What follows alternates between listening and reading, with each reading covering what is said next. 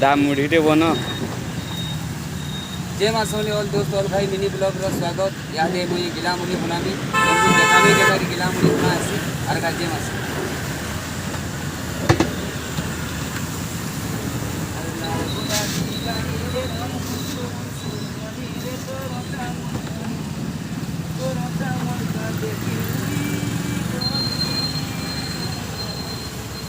देखो भैया धनिया इधर आओ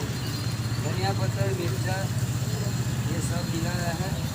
अभी थोड़ा सा नींबू पड़ेगा मिर्चा हरी मिर्चा पड़ेगा थोड़ा सा बादाम पड़ेगा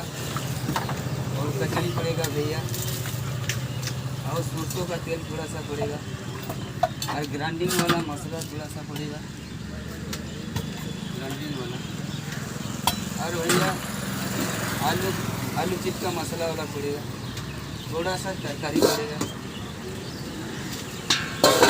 आज मिलाना पड़ेगा भैया इस वजह से देखो कैसे मिलाते हैं देखो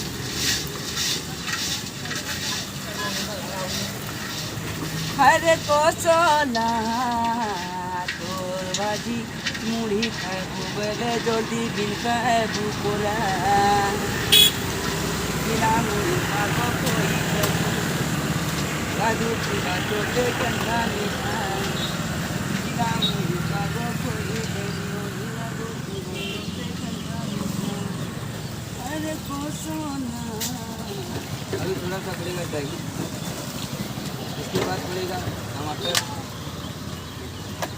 आपका खाना रेडी हो गया देखो भैया कैसा दिखता है जय माँ समझ